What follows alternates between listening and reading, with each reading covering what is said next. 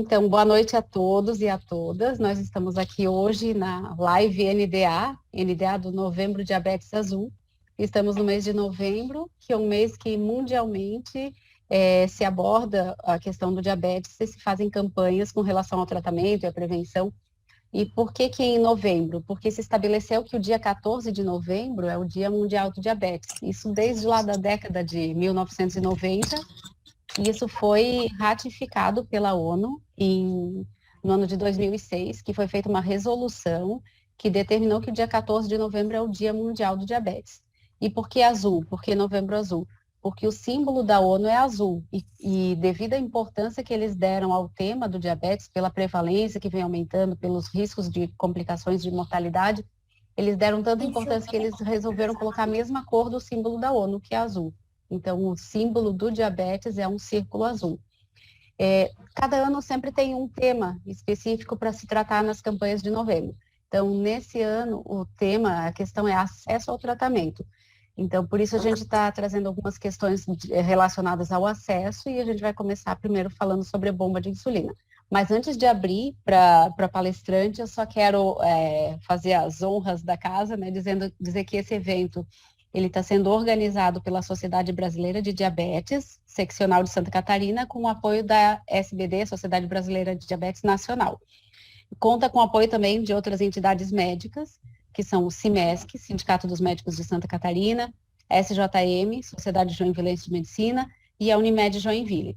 Além desses apoios, tem também o apoio do Mutirão de Diabetes de Joinville, que conta com várias entidades patrocinadoras e apoiadoras do Mutirão em si.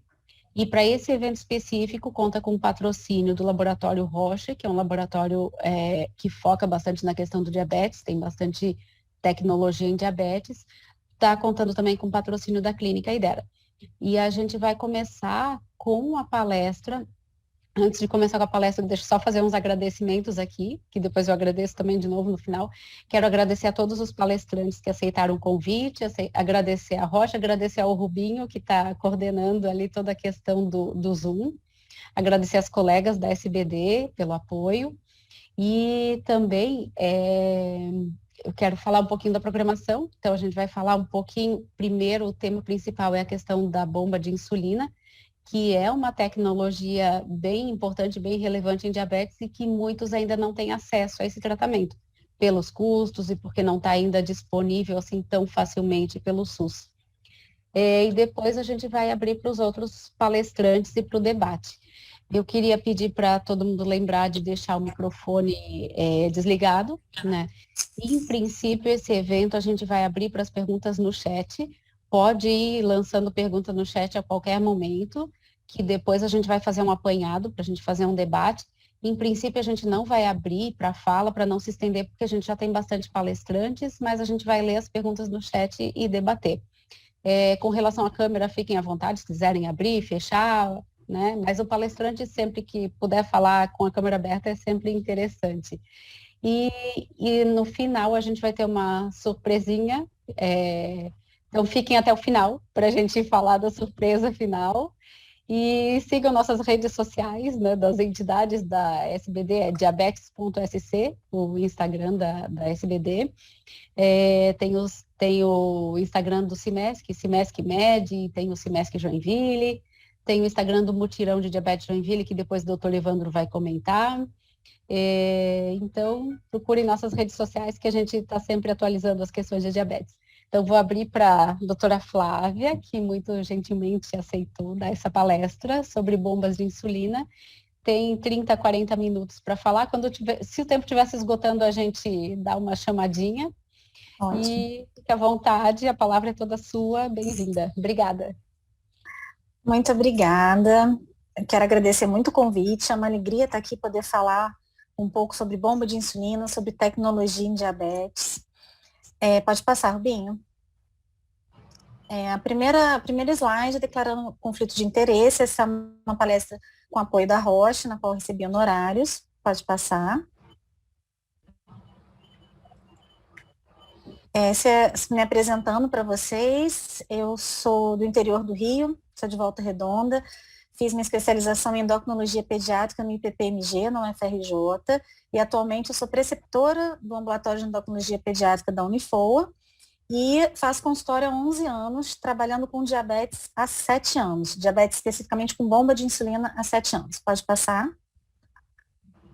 Esse primeiro slide, pode colocar a imagem toda, Rubinho, é um pouco para a gente pensar, é uma estatística dos tipos de tratamento de insulina no Brasil. A gente vê que 1% só dos pacientes fazem uso do sistema de difusão contínua de insulina. Aí a gente pensa algumas coisas, né? Como a doutora Tamisa disse, o tema hoje, desse mês do Novembro Azul, é o acesso ao tratamento.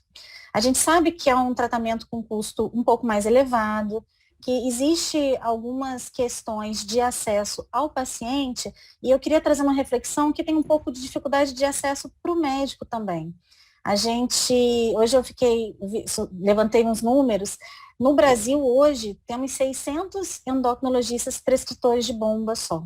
Então, além do acesso do paciente à bomba de insulina, eu acho que os médicos também precisam se adaptar a essa tecnologia para a gente conseguir trabalhar com isso, porque é uma tecnologia incrível que ajuda muito no controle do paciente, tanto para a gente como médico, quanto para o paciente no estilo de vida dele. O próximo. Primeira coisa, vamos pensar nas vantagens e nos benefícios do tratamento com a bomba de insulina. Próximo, Rubinho.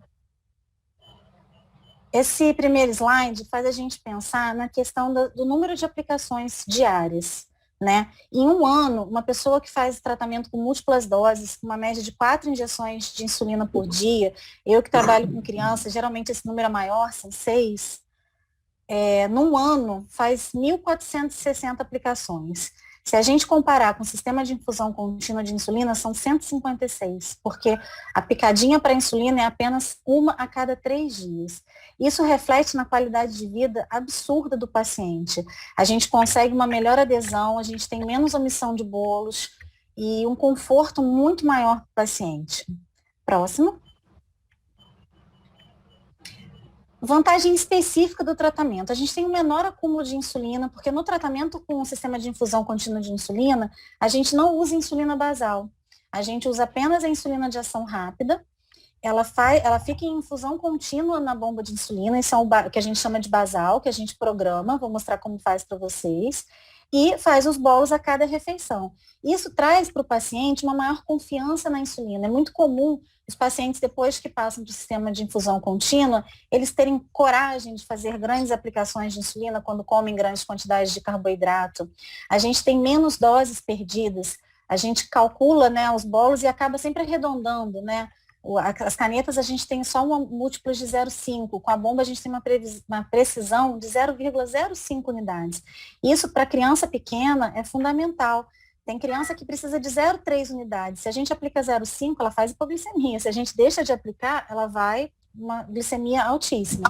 O cálculo automático das doses é fundamental, porque diminui as etapas que o paciente precisa passar até a aplicação da insulina. A flexibilidade de horário através dos blocos de tempo, a gente sabe que a necessidade de insulina do paciente é diferente ao longo do dia, né? As crianças que têm uma necessidade muito grande de insulina de manhã e à tarde, às vezes as doses são menores. Então, para o paciente ter isso tudo na cabeça, acesso nisso durante o dia, acaba sendo um fator complicador também. Então, é muito legal a gente ter essa flexibilidade. Próximo. E o Smart Control, né? Aqui eu vou abordar especificamente a AcuCheck Combo da Roche, que além do sistema de difusão contínua de insulina, ela tem o Smart Control, que vão trazer outras vantagens, além das que eu já citei da bomba de insulina. Pode passar. Hoje, um paciente em múltiplas doses, pode passar, Rubinho, por favor. O paciente em múltiplas doses, ele tem 6 passos que ele tem que seguir. Volta, por favor. Pode voltar de slide. Esse. Ele tem que seguir 6 passos até ele ter a aplicação efetiva de insulina. E isso tem que ser feito através de uma caneta de aplicação. O Smart Control, ele é realmente um controle remoto da bomba. Ele é um glicosímetro também, então os passos são muito mais reduzidos. O paciente ele só faz um teste de glicemia, a glicemia já fica inserida no sistema do AcuCheck Combo, ele insere a quantidade de carboidrato, confirma, o controle mostra a quantidade de insulina sugerida. Quando ele confirma, o Smart Control manda um sinal por Bluetooth para a bomba de insulina e essa dose é infundida. Vamos dizer, por exemplo, que calculou 5,8. Ele deu o ok, o sinal de Bluetooth vai fazer essa infusão do bolo de insulina. Se o paciente faz múltiplas doses, ele tem que fazer o valor da glicemia, ele tem que pensar na quantidade de carboidrato que ele vai comer, pensar na glicemia alvo dele naquele momento, o fator de sensibilidade dele naquele período do dia, a relação insulino-carboidrato, calcular o bônus alimentar, calcular o bônus de correção, pensar em alguma influência que ele pode estar tendo naquele dia, se ele vai fazer um esporte, se é um período menstrual, se é uma criança doente. E aí, então, ele vai pegar a caneta de insulina e vai aplicar. A gente sabe que a questão, às vezes, até da timidez é um fator para omissão de bolos. As mulheres omitem mais bolos do que os homens, exatamente por ter essa questão de timidez na hora de fazer um bolo, de pegar uma caneta de insulina para aplicar. O Smart Combo, ele facilita a gente nisso. O Smart Control, ele faz tudo como se fosse um celular e a pessoa não deixa de aplicar ou não atrasa o bolos por questão de ter que levantar de um restaurante e sair de uma mesa. Próximo, Rubinho, por favor. Então, assim, a gente já consegue entender que é um tratamento que traz doses mais individualizadas, facilita o cálculo de bolos, dá mais conforto para o paciente. A gente sabe que o acesso a um médico que prescreve não é tão simples, por termos poucos. Espero que a partir dessa aula outros se encantem pela terapia e também comecem a utilizar. E a gente sabe que tem a questão do acesso do paciente. Mas hoje a gente sabe que o acesso não é tão difícil assim. A gente consegue já muitas vezes o acesso pelo plano de saúde. Quando seguem as indicações que eu vou seguir agora, a gente também consegue, muitas vezes pelo SUS, dependendo do município, do estado, tem programas que já contemplam essas indicações e a gente consegue um acesso mais fácil. Então, acho que isso está melhorando e a gente tem que participar disso. Próximo, por favor, Rubinho. As indicações pela Sociedade Brasileira de Diabetes são os pacientes com hipoglicemia assintomática, hipoglicemia grave, gastroparesias, complicações microvasculares ou fatores de risco para complicações macrovasculares, gestantes ou pacientes que queiram engravidar em busca de um melhor controle metabólico antes e durante a gravidez, a gente sabe que isso é fundamental para paciente e para o feto, e crianças menores de 6 anos. Essas são as indicações formais, mas hoje com o paciente motivado, a gente consegue ampliar essas indicações muito mais, e eu vou até botar a gente para pensar um pouquinho nas contraindicações. Pode passar. As indicações relativas, nos menores de 12 anos, são para crianças com mau controle glicêmico, mesmo com todo o esforço para as múltiplas doses. Nos maiores de 12 anos, que têm também dificuldade nesse controle glicêmico ou com grande variabilidade glicêmica. Indivíduos mais propensos à cetose, quem tem grandes variações na rotina diária, imagina uma pessoa que tem vários fatores de sensibilidade diferentes ao longo do dia, várias relações insulino-carboidratos, acaba gerando bastante erro de aplicação. Adolescentes com transtornos alimentares é uma indicação relativa, porque pode funcionar como uma contraindicação também. Paciente com dificuldade de manter o esquema de múltiplas doses. Hoje eu atendi um paciente adolescente que ele está muito motivado a usar a bomba de insulina e ele tem muita resistência à aplicação. Então, ele deixa de comer porque ele não quer aplicar insulina. Ele não tem nem problema de fazer ponto de dedo, o problema dele é a aplicação. Então, esse é um candidato para uso de bomba, ele é maior de 12 anos. Quem quer ter um estilo de vida mais flexível, que quer um conforto, quer doses mais assertivas, um controle mais estável. Atleta é uma indicação muito boa para bomba de insulina. Os atletas profissionais que competem, eles fazem grandes esforços e após a atividade física, eles tendem a ficar aí 2, 3 horas em tendência de hipoglicemia. Isso não é todo dia, então você fazer um esquema específico para isso é difícil e com os recursos da bomba a gente consegue. E todo mundo que está motivado, né? Quer melhorar o tratamento, a bomba é um caminho, sim. Acho que a gente tem que ajudar esse paciente. Umas indicações que eu acho que são pelo menos para mim, como endócrino pediatra, são as mais absolutas, são as hipoglicemias noturnas, frequentes, intensas, o fenômeno do alvorecer, o fenômeno do entardecer. Para quem lida com paciente diabético, principalmente o fenômeno do alvorecer, é enlouquecedor.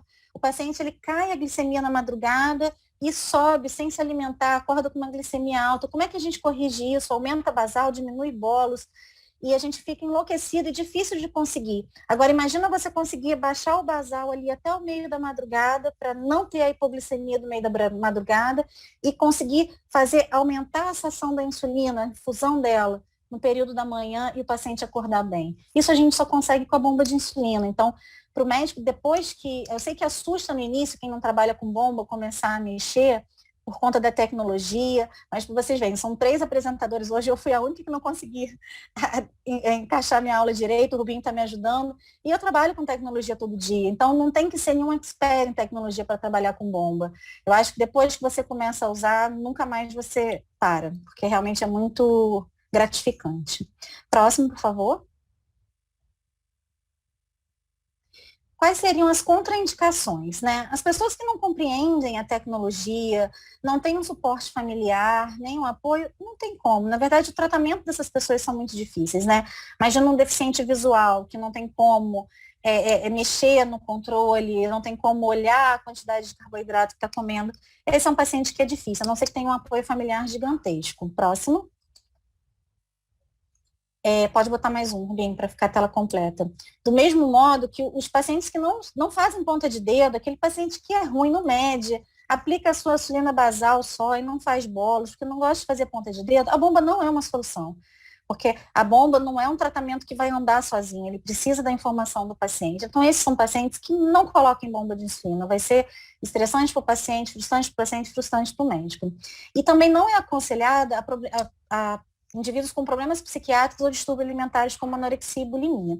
Esses problemas psiquiátricos, eu acho que eu vou contar um caso para vocês que vale a pena a gente pensar. Tem 40 dias que eu instalei a bomba de insulina num autista, de 8 anos. É um autista que não é muito funcional, ele tem uma comunicação verbal limitada, ele pede o que ele quer, ele chama a gente pelo nome, mas não forma muitas frases. E só que o apoio familiar é incrível. Ele tem uma família que apoia muito ele, ele tem uma compreensão. A instalação dele foi uma coisa muito emocionante, porque quando a gente colocou a cânula, ele reclamou, porque tem um incômodo, é como se fosse uma aplicação, né, de insulina. Ele reclamou, mas a gente explicou, olha, esse aqui você agora vai ficar 3 dias sem aplicar insulina. Tudo vai ser por aqui. E a gente pediu o dedinho dele, fez o teste, deu o biscoito que ele ia comer, informou o carboidrato, fez o bolo e avisou para ele, olha, você já tomou sua insulina. Ele entendeu, ele ficou feliz. Nesses 40 dias ele nunca puxou a cânula, ele já é acostumado com o dispositivo, que ele usa livre desde o diagnóstico, ele não puxou a cânula nenhum dia. Então, tanto as indicações quanto a contraindicação, a gente tem que olhar com muito cuidado, que esse paciente está sendo uma experiência incrível. Próxima. Quais seriam os pré-requisitos para a gente ter sucesso, né? A gente já entendeu que a tecnologia vale a pena, que é uma coisa bacana, mas a gente tem que ter a contrapartida do paciente. O paciente ele tem que ter disposição para fazer ponta de dedo, principalmente nos 30 dias iniciais, que são 6 a 8 por dia. Passou isso, de 4 a 5 a gente consegue um bom controle. Próximo. Ele tem que ter um equilíbrio emocional, tem que ter um nível de conhecimento, ele tem que entender, né, tem que ser um paciente que venha de múltiplas doses muito bem, entender fator de sensibilidade, relação insulino-carboidrato e contar carboidrato. Porque não adianta você fazer uma configuração perfeita e o paciente colocar a quantidade errada de carboidrato. A dose vai ser errada, vai ficar tudo errado. Próximo. E seguir as orientações médicas, né? Como é que a gente vai migrar essa terapia, né? Como é que a gente vai sair de múltiplas doses para terapia com a bomba de insulina? Pode passar. Pode passar de novo. Isso, pode deixar a tela completa. Como é que a gente vai fazer essa migração? Primeira coisa, a gente tem que descobrir a dose total de insulina diária. A dose total de insulina diária é tudo que o paciente usa de insulina basal, mais de bolos. A gente vai ter um exemplo prático depois, vocês vão ver que é muito simples. Desse valor total, a gente faz um desconto de 20%. Desses 20%, a gente vai dividir 40% para o basal e 60% para o bolos. Então, a conta é só descobrir o basal, 40% dessa dose que a gente calculou. Próximo. E esse valor de basal, a gente tem 3 formas de distribuição. A gente pode pegar esse valor, vamos dizer que a gente, né, calculou 24 unidades de basal dia, e dividir 1 unidade por hora. problema nenhum. E depois, conforme o comportamento do nosso paciente, a gente vai ajustando. Paciente que a gente já consegue melhor, a gente pode, por blocos de tempo, diferenciar esse basal. Por exemplo, alguém que faz um fenômeno do alvorecer. De meia-noite às 5, a gente coloca uma dose menor de insulina, de 5 às 7 a gente aumenta para poder melhorar o despertar desse paciente. Também é um meio de fazer. E tem as réguas de Henle, que eu, como endócrino pediatra, eu gosto muito, porque ela respeita um pouquinho essa divisão de resistência insulínica pelo ritmo circadiano do paciente, né? Destaca essa resistência que a criança tem insulínica no período da manhã ou no final da tarde, eu uso bastante. Pode passar. E aí a gente vai começar a terapia, né? Como é que a gente vai agora, né? Até agora a gente calculou a bomba, o basal está lá em infusão. A gente precisa ter informação para passar para o controle, para calcular os bolos desse paciente. E isso é muito parecido com múltiplas doses. A gente pega a constante de 400, divide pela dose total de insulina diária, que a gente já calculou, e a gente vai ter a relação insulina-carboidrato. E a constante 2.000, também pela dose total de insulina-carboidrato, a gente vai ter o fator de correção. Pode passar. A gente até utilizava antigamente constantes diferentes, né, 450 e 1.800. Por que que isso agora está um pouquinho mais intensivo em relação ao carboidrato? Pode dar mais um cliquezinho, Rubinho, para aparecer o slide todo. Que hoje a nossa tendência no tratamento, tanto com o sistema de infusão contínua de insulina, quanto com múltiplas doses, é tentar deixar o menos de insulina basal possível, né, em torno de 30% a 40% da dose total diária. A dose basal ela tem que ser a mínima possível para caso o paciente fique em jejum, ele não tenha hipoglicemia. Se ele em jejum está tendo hipoglicemia, essa dose está alta. A gente tende a usar mais insulina para o alimento, ou seja, mais insulina no bolus alimentar e menos insulina para correção, menos insulina no bolus de correção. Por isso a tendência é usar a regra dos 400 e 2.000 e não tanto mais de 450 e 1.800. Próximo. Aqui dá para a gente visualizar mais ou menos tudo que a gente falou, né? De azulzinho embaixo da tela, a gente vê o basal que a bomba está infundindo constantemente. Então, você vê aqui que esse paciente tem uma basal maior ali por volta das 6, menos por volta de meio-dia, às 18, né, contemplando ali o fenômeno do entardecer, o basal aumenta um pouquinho. E é bem diferente da gente usar uma NPH, que tem um pico de ação, ou usar uma degludeca, uma glargina que faz uma ação mais ou menos igual nas 24 horas. E em cima tem os blocos de tempo com as metas e fator de sensibilidade em relação ao insulino-carboidrato diferente ao longo do dia. Isso já tudo automatizado para o paciente usar, diminuindo a chance de erro de cálculo, de erro de bolso. Pode passar? Então, assim, resumindo para a gente fazer a transição. O que a gente acha que é muito difícil, vamos aumentar esse excesso. Não é difícil. A gente calculou a dose total diária, reduziu 20%. Dessa redução, a gente põe 40% de basal, o resto é bolus. Para calcular a insulina carboidrato, 400 por dose total de insulina, fator de sensibilidade 2.000 pela dose total de insulina. Como é que a gente vai ajustar isso tudo, né? É um modo diferente de olhar. A gente, antes do Libre, a gente olhava as tabelas. Hoje a gente olha o Libre de uma forma diferente. A mesma coisa para a bomba de insulina, é acostumar o olhar. A gente, para ajustar os bolos, a gente vai sempre ver a glicemia pré e pós-prandial, né? Pela relação insulino-carboidrato, pelo fator de sensibilidade, tentar manter uma mudança não muito maior do que 30 miligramas por decilitro no pré e pós. E como é que a gente vê se o basal está adequado ou não? Jejum. Às vezes, durante o dia, se você não sabe se aquele basal durante o almoço está legal, a gente atrasa o almoço desse paciente, que a glicemia ela tem que ficar sem uma variabilidade grande no jejum para esse basal estar legal. Pode passar. Né? E agora os eventos especiais. Além dessa facilidade toda, a gente consegue programar no Smart Control também os eventos de saúde. O que é isso? São percentuais que permitem a gente aumentar ou diminuir aquele bolus calculado pela sua configuração de acordo com o que está acontecendo com o paciente naquele momento. Pode passar? A gente tem 5 eventos de saúde que a gente pode programar. Exercício 1, exercício 2, estresse, doença e pré-menstrual. Próximo. Como é que a gente faz isso, né? A gente, no próprio Smart Control, a gente já deixa programado. Por exemplo, essa sugestão que está aí, na criança, quando ela selecionar no momento do bolos exercício 1, a bomba vai aplicar menos 50% do que estava calculado. Então, a gente já sabe que quando a criança vai fazer o exercício, ela precisa de uma redução de 50%. A mãe não tem que pensar que ela vai aplicar, em vez de 4, 2 unidades. Ela marca o evento e faz isso para você. Isso para mulher, na questão do pré-menstrual, criança quando fica doente, que a necessidade de insulina aumenta. Isso é muito legal. E a gente tem mais um recurso. Pode passar, Rubinho. Né, que chama basal temporário, né? O recurso anterior, ele é feito nos bolos pelo Smart Control. O basal temporário, a gente programa na bomba de insulina. Lembra que eu citei a questão do atleta que tende à hipoglicemia após uma atividade física intensa? Então, ele não basta você fazer um bolos diferenciado antes. A gente precisa que depois daquele exercício intenso, que nem sempre é programado, né? Pode ser um dia sim, um dia não, a gente não consegue mexer no bolos de uma forma geral, a gente consegue fazer. Então, ele, por exemplo, acabou a atividade física, ele põe um basal temporário de 50%. Em vez de aplicar 100% do programado, vai aplicar metade da dose nas próximas 4 horas. Criança que faz infecção, mulher no período pré-menstrual que tende a hiperglicemia, você consegue jogar esse basal para cima. Não é aquela coisa, aumenta a sua basal em 1 unidade, aí acabou o evento, você tem que baixar, a pessoa faz hipoglicemia. Não, desligou a bomba, ligou de novo, aquele basal temporário está desligado e voltou ao seu basal normal. Então, isso, atleta e período menstrual, é muito legal. Próximo.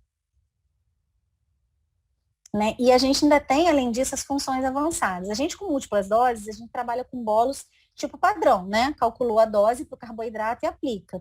E a gente sabe que as refeições ricas em gorduras e ricas em proteína, elas têm a tendência a uma hiperglicemia 2, 3 horas depois. Então, a gente tem 2 tipos de bolos diferenciados, que é o bolos prolongado e o bolos multi-onda, né? Que são para refeições ricas em proteína, né? O bolos prolongado, ela vai fazer a infusão de insulina por algumas horas. Então, aquele bolos, em vez de ir todo de uma vez como um bolos padrão, ele vai ser infundido em 3 horas, 4 horas, a gente vai individualizando. E o multi-onda, uma porcentagem vai em bolos, né, imediato e a outra porcentagem é infundida em algumas horas. Então, rodízio de pizza, né, comer uma comida mais gordurosa, você consegue fazer isso sem ter uma hiperglicemia depois.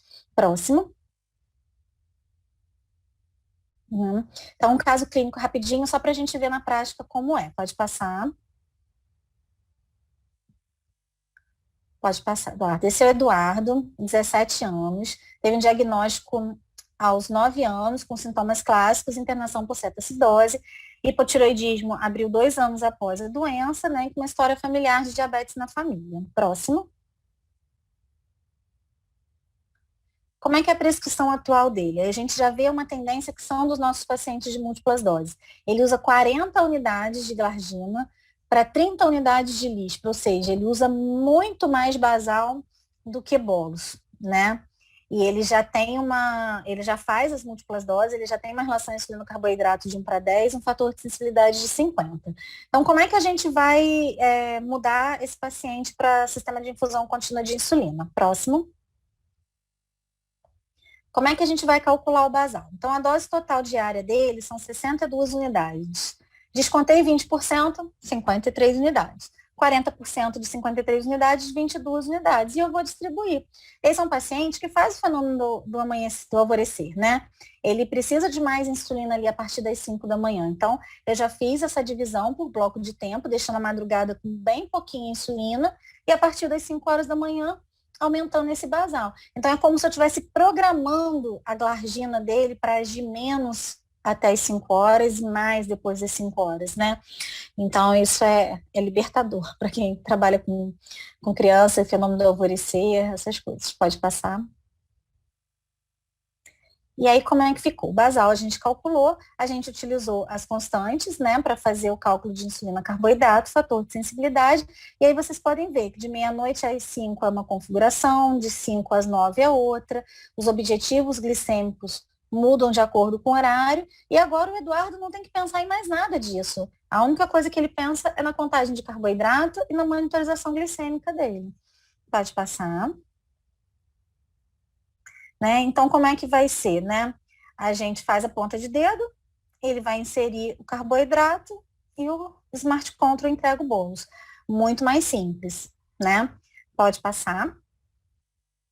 E em acesso, o que, que a Roche hoje oferece para a gente para facilitar o acesso desse paciente ao tratamento? Lembra que eu falei que a questão da contagem de carboidrato é muito importante. Contou carboidrato errado, a dose vai ser calculada errado. E a Roche oferece um programa de contagem de carboidrato, é um evento educacional, ele é gratuito, apoia o paciente que quer se preparar para a transição do múltiplas doses para o sistema de infusão contínua de insulina. O foco é a contagem de carboidrato com a aplicação prática, ajuda o paciente, né, a entender essa tecnologia e dá um suporte médico também, né, para o médico saber se esse paciente está preparado. Se é um paciente que não sabe contar carboidrato, não vamos fazer essa migração, não vale a pena. E é sempre um atendimento bem personalizado. Próximo. Pode passar. Isso. Como é que funciona? É um atendimento 100% online, dura em torno de 15 dias, né? E no final, a gente, como médico, recebe um relatório dizendo se o paciente se dedicou, né? Se ele teve a compreensão, se é um paciente que está apto, né, para fazer essa migração. Próximo. Uma outra sugestão sempre para os pacientes, que o paciente ele tem muito medo, eu acho até que o nome bomba de insulina assusta o paciente, né? Então, às vezes, ele precisa ter relatos de outros pacientes. Então, essa rede social, né, da Minha Vida Depois Dela, tem muitos depoimentos de usuários de insulina, o que isso impactou na vida dele. Então, eu acho que vale a pena os pacientes verem e ver se aquilo encaixa na vida do paciente, né? Esse meu pacientezinho autista, a mãe vai dar o depoimento aí, eu acho que vai ser bem importante. Eu, por exemplo, atualmente eu tenho 3 pacientes autistas com diabetes, né? E eu acho que a grande maioria não pensa nisso como uma realidade para o paciente, mas com apoio familiar a gente consegue. E a Roche também ela oferece um programa de mentoria para os médicos, para ter um apoio de um outro médico mais experiente nesse início, porque é assustador. Eu sou do interior do Rio, quando eu comecei a trabalhar com bomba, foi assustador, né? A gente na residência não tinha, na minha residência lá no FRJ, eu não tive tanto acesso a pacientes com bomba, e a gente fazer isso sozinho é assustador, mas com apoio, estudando, pedindo ajuda, a gente consegue aprender e depois que a gente ganha experiência, é muito gratificante a gente melhorar a vida dos pacientes com o sistema de infusão de insulina. Próximo. Então, assim, é isso, gente. A qualidade de vida, é estabelecer um crescimento saudável, menos hipoglicemia, mais tempo no alvo, menos variabilidade, um melhor controle. Tá bom, gente? Eu agradeço aí a presença de todos, né? Espero que tenha sido bem esclarecedor. Estou aqui para as dúvidas no final. Eu sei que é muita informação, tentei passar bem rapidinho para não ficar maçante, mas qualquer dúvida a gente discute mais um pouquinho cada ponto no final. Oi, obrigada, doutora Flávia, obrigada pela palestra. A gente tem bastante estudante de medicina, né, que está inscrito, então depois se surgir alguma dúvida a gente abre, mas por enquanto vamos tocar para a gente não se atrasar.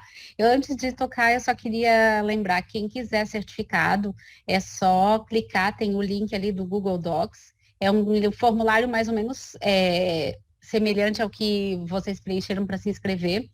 Aí esse formulário vocês preenchem e depois vocês recebem o certificado de forma digital por e-mail. Antes de abrir, eu só queria pedir para todo mundo, se possível, abrir as câmeras para a gente tirar uma foto dessa live, para a gente não deixar para o final. Então, quem tiver por aí, quem puder, abrir as câmeras.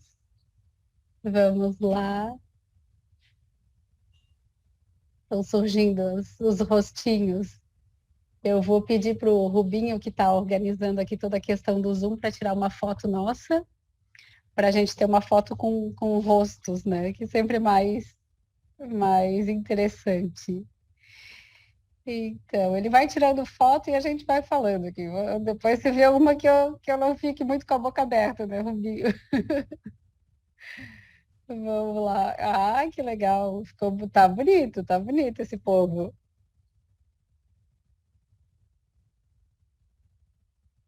Isso, beleza, obrigada, pessoal.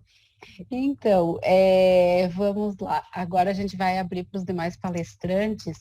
Na ordem aqui, o primeiro é o Dr. Luiz Antônio. ele é endocrinologista em Joinville, que eu tenho grande apreço, grande consideração, foi quem me abriu a porta da cidade, eu brinco que ele abriu a porta da cidade para mim, me deixou entrar em Joinville, e ele vai falar um pouquinho sobre a questão do peso, diabetes e tratamentos que ajudem na questão do peso. O Dr. Luiz Antônio, ele é atualmente diretor da Sociedade Brasileira de Diabetes, da Nacional, e vamos deixar um espaço. Eu não sei se ele quer falar ou vai ficar aberto para as perguntas. Como é que ficou, Dr. Luiz? Senão, só quem manda.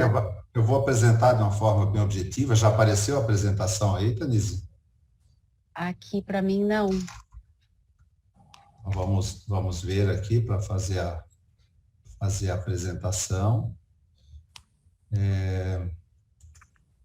Conforme tinha sido orientado. Vamos lá.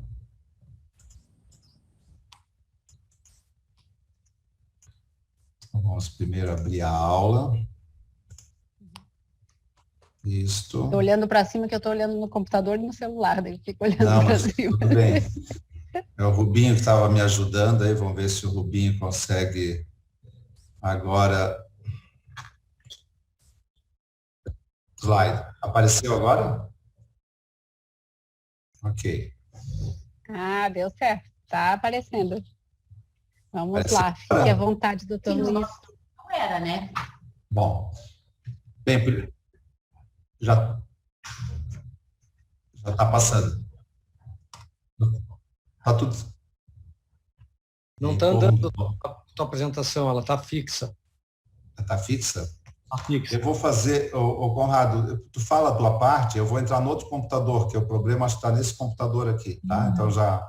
E daí depois vamos fazer isso. eu falo em seguida daí, tá bom? Eu vou sair daqui e falo. Deixa eu apresentar aqui o Conrado, então. É que o share screen que você está dando, Luiz, é diferente do que está para a gente.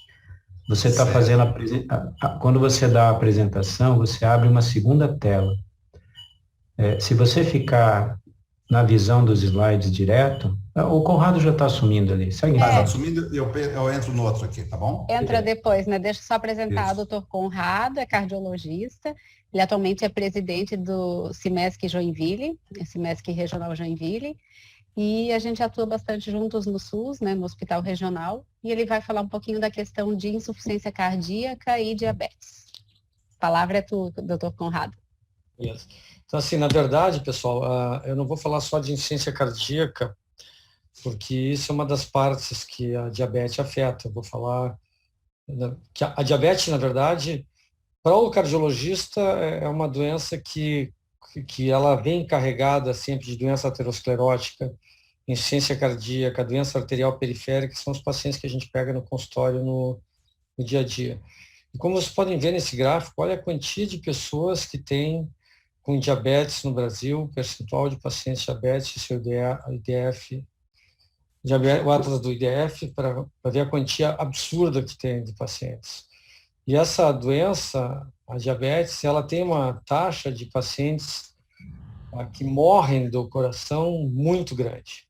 Esse aqui é um registro nacional do SOEX, se vocês forem olhar, são meio milhão de pacientes com acompanhamento de 6,5 anos, mostrando o seguinte, que a quantia de pacientes com diabetes tem diminuído, quer dizer, a incidência de doença com paciente diabético tem diminuído, mas ainda assim o paciente diabético morre muito mais por doença cardiovascular, por doença coronariana ou por hospitalização por insuficiência cardíaca, muito mais do que a população não diabética. Tanto que, assim, doença aterosclerótica, nós tínhamos uma máxima há alguns anos, que já não é mais a mesma, dizendo que o paciente que é diabético teria o mesmo risco de infartar de um paciente que já tinha tido um infarto. Então, na época, se dava aspirina para todo paciente diabético, como prevenção primária, coisa que mudou um pouco hoje em dia, mas é para frisar o seguinte, diabetes é sinônimo de doença cardiovascular. Quanto mais anos tu tiver com diabetes, mais chance tu tem de desenvolver a doença cardiovascular. Isso aqui a gente pode ver que nós temos a exposição, a doença microvascular, a doença macrovascular e, além disso, nós temos a mortalidade. Se vocês observarem, quanto mais alta a hemoglobina glicada for e quanto mais anos tu tiver de hemoglobina glicada alterada, mais tu te afasta da linha do neutro, mostrando um desenvolvimento de doenças. Se vocês olharem aqui, por exemplo, aqui, ó, não sei se estão vendo meu cursor, 2,1 vezes mais, o hazard rate de 2,1 vezes mais chances de ter um desfecho macrovascular nessa população de que tem uma glicada mais alta em relação aos mais baixos. E quanto mais anos, vocês podem ver, por isso que mostra, eu coloquei essa flechinha inclinada nas duas modalidades, para mostrar o seguinte, à medida que tu vai ficando mais tempo, mais anos com diabetes, mais glicada mais alta, mais tu vai desenvolvendo doença cardiovascular. Nos nossos estudos de pacientes diabéticos com insuficiência cardíaca, é só para vocês verem a prevalência de diabetes 2 nos principais estudos que a gente tem com fração de ejeção reduzida. Em todos os estudos, a nossa prevalência de pacientes diabéticos é muito alta. Muito alta. Nós temos aqui estudos com pacientes com fração de ejeção reduzida, né, alguns que são blockbusters, como o Paradigm, que é o que está lá em cima, Shift com ivabradina, os Seniors com beta-bloqueador, Solvid com beta-bloqueador, Merit com beta-bloqueador, e assim por diante, a fração de ejeção preservada, e os em pacientes com insuficiência cardíaca aguda. Todos eles, seja insuficiência cardíaca aguda ou crônica, têm uma mortalidade muito alta e um número de pacientes diabéticos muito grande.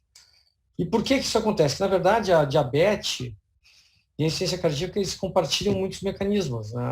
Elas têm mecanismo de compartilhamento de estresse oxidativo, disfunção endotelial, a apoptose de cardiomiócitos, rarefação microvascular, né?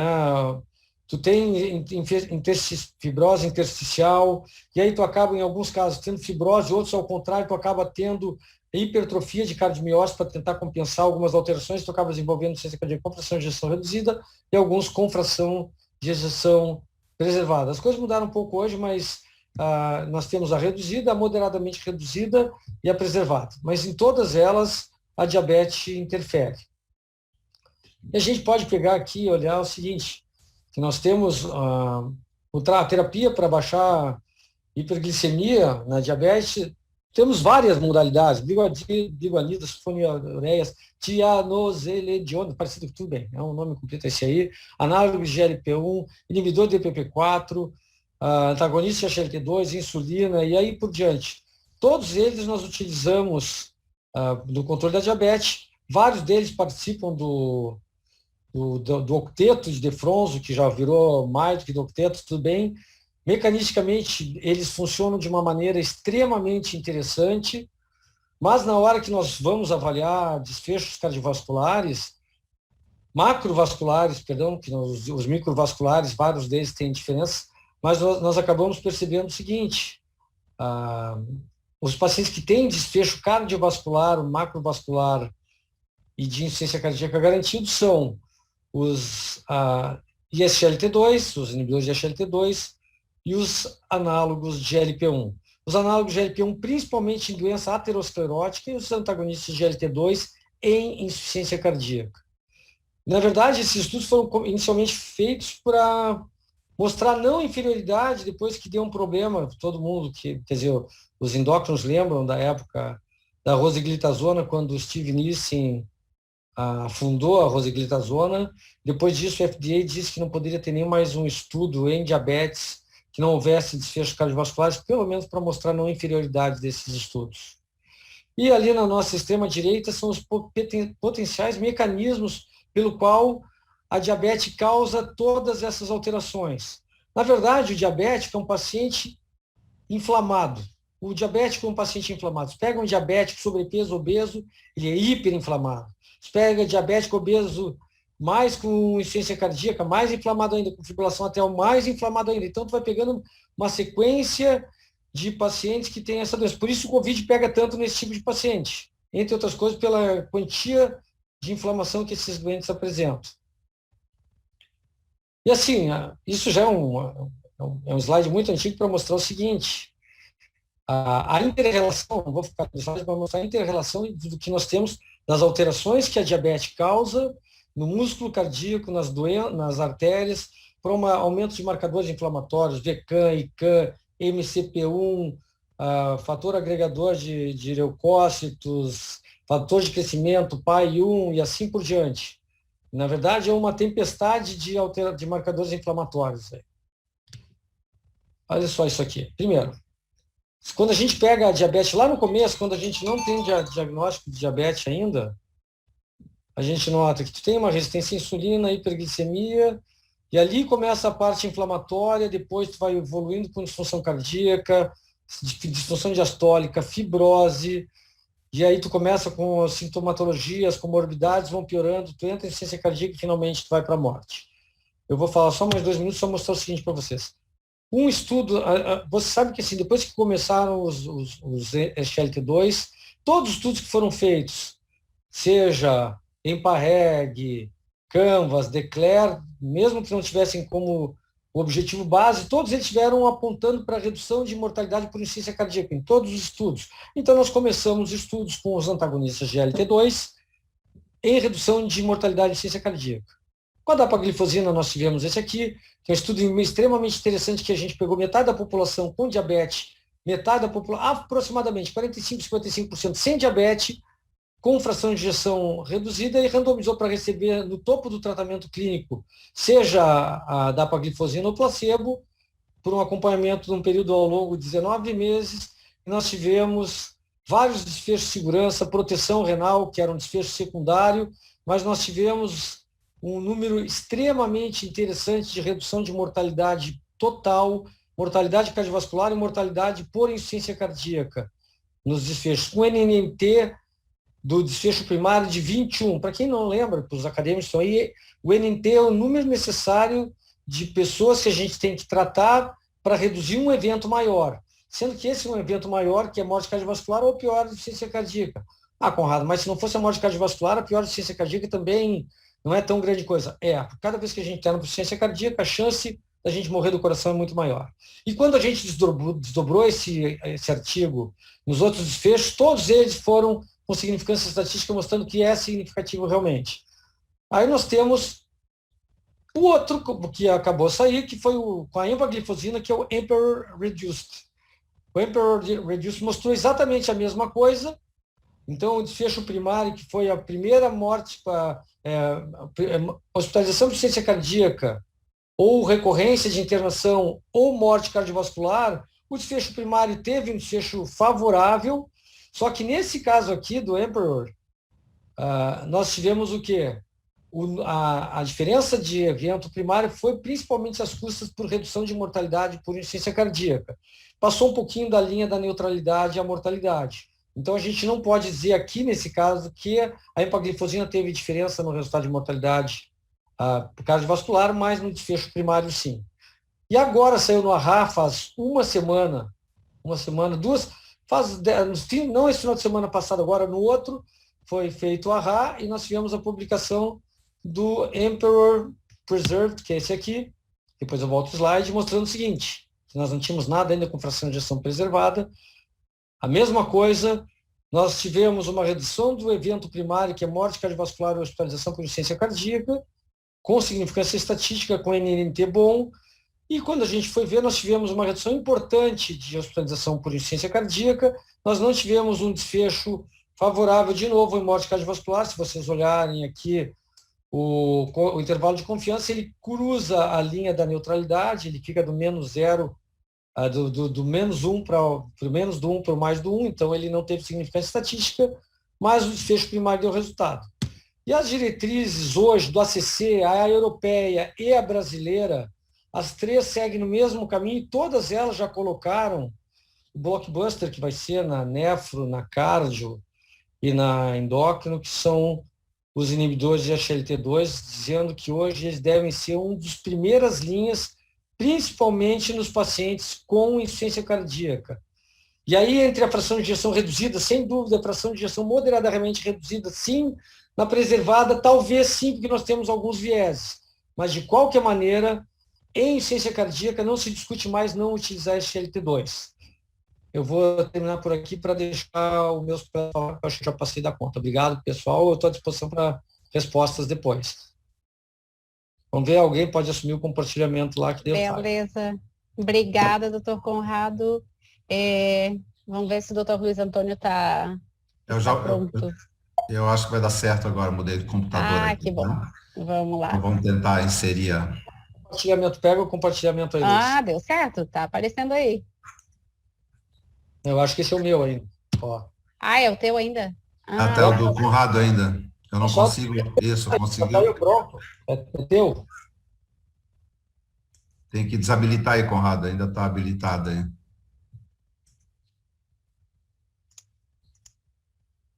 O Conrado ainda está habilitado aí, Conrado. Não, tô fora já, Luiz. Vocês estão Não, vendo? tá fora. Não tá aparecendo mais do Conrado. Eu tô fora, Luiz. Tá. Contigo. Agora sim, agora vai. Muito bem. Ah, tá indo. Agora deu, né? Sim. Apareceu, Tanise? Só não deu compartilhamento, só não deu na apresentação de slides aí. Tá aparecendo, só não tá no modo de apresentação. Talvez colocar um F5. O F5, vamos ver então o F5. Tá difícil aqui. Luiz, não tem que vai clicando em slide por slide, em vez de passar na apresentação, vai trocando. Eu vou assim. falando bem tranquilo, tá? Então nós vamos falar do tratamento diabetes tipo 2, com foco na redução do peso. Nós vamos falar ao respeito dos objetivos desse tema, das indicações, de metas, falar de alguns medicamentos hoje que são liberados pela Anvisa e as conclusões. Um aspecto muito importante no paciente portador de diabetes tipo 2 é a prevalência da obesidade.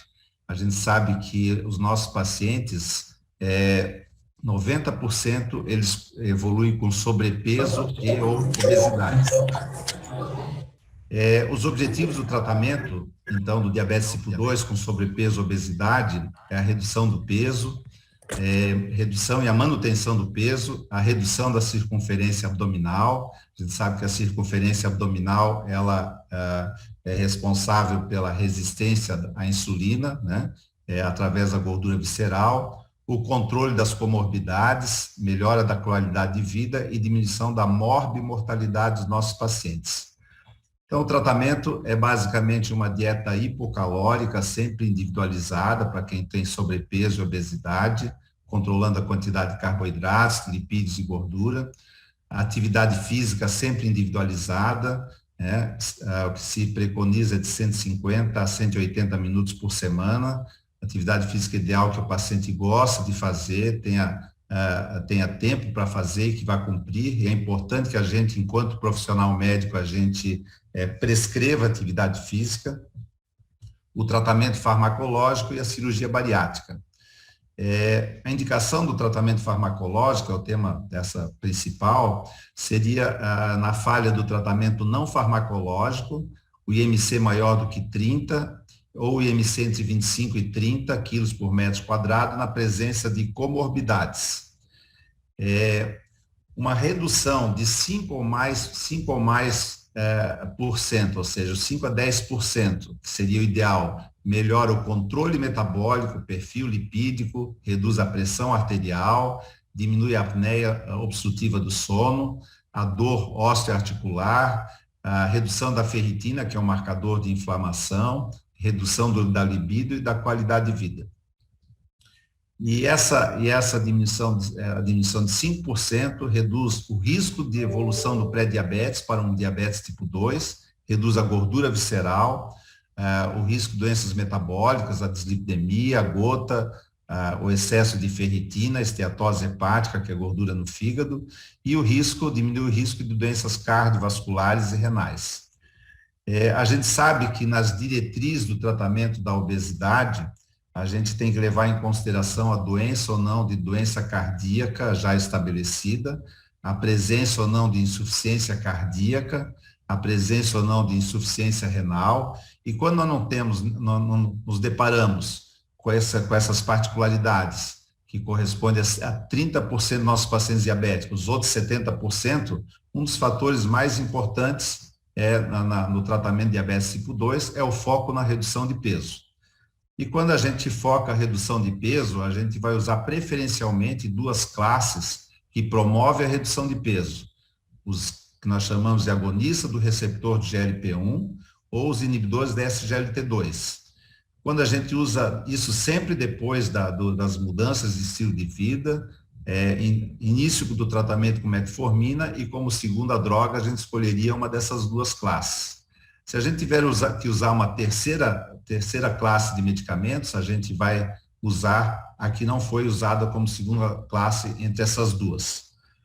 Bom, quando a gente, em relação ao tratamento da redução de peso, nós temos que levar em consideração as drogas que têm potencial aumento de peso, as drogas são neutras em relação à redução de peso e as drogas que têm potencial de redução de peso. Então, nós vamos dar preferência justamente para essas duas classes, os agonistas do receptor de GLP-1, que é a exenatida, liraglutida, a dulaglutida e a semaglutida, ou os inibidores da SGLT2, a canagliflozina, a empagliflozina ou a dapagliflozina. Bom, não atingindo o objetivo com os medicamentos para antidiabéticos, com objetivo também de redução de peso, nós podemos lançar mão dos medicamentos que são aprovados aqui no Brasil pela Anvisa para o tratamento da redução de peso. Entre esses medicamentos, nós temos o Orlistat, a liraglutida, que também é para o tratamento de diabetes, como nós já colocamos, a dietilpropiona e a sibutramina. Então, o Orlistat é um inibidor da lipase, ele promove a redução de apetite, redução do nível de triglicerídeos e diminui a redução de 30% da absorção de gordura no trato digestivo. O receituário é normal, como eventos adversos nós temos principalmente a diarreia, é muito raro ter algum comprometimento hepático ou renal, e é contraindicado em gestantes, pacientes que têm diminuição da absorção intestinal, insuficiência hepática e colestase. Existe um estudo que mostra que, comparando Orlistat mais mudanças de estilo de vida versus placebos mais mudanças de estilo de vida durante 208 semanas, mostra que ele é estatisticamente significativo a favor do braço do Orlistat. Então, outra droga voltada para o emagrecimento é a liraglutida, que é um agonista de receptor de GLP-1, como nós já falamos. A liraglutida reduz o apetite, diminui a vontade de comer fora de hora e aumenta a saciedade. No paciente portador de diabetes tipo 2, aumenta a proteção cardiovascular e a proteção renal em pacientes estudados com o objetivo de avaliar a segurança cardiovascular e renal. O receituário é normal e um aspecto importante é reavaliar depois de 12 a 16 semanas para diferenciar os pacientes que são responsivos dos não responsivos. Os responsivos são aqueles que têm uma redução de 3,5% a 5% do peso ou mais nesse período.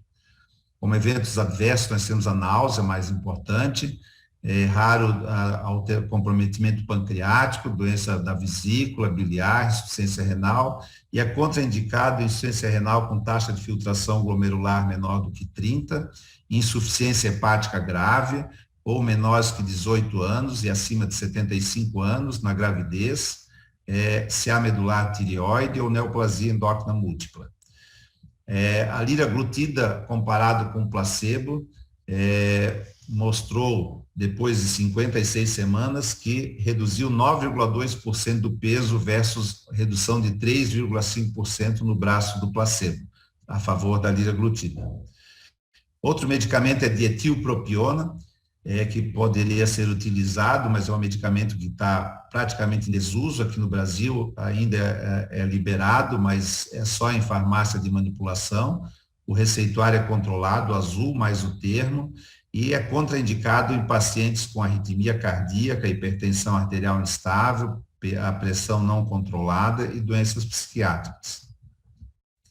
A dietilpropiona, nós temos uma meta-análise mostrando uma duração de 6 a 25 semanas, uma redução de 1,9 quilos a 11,7 quilos, mas de duração bastante diversificada e doses diferentes, então não é uma droga hoje com muita segurança para a gente se utilizar para redução de peso. Finalmente, nós temos a sibutramina, que é um inibidor da recaptação de norepinefrina e serotonina, que proporciona uma redução de apetite e aumento da saciedade.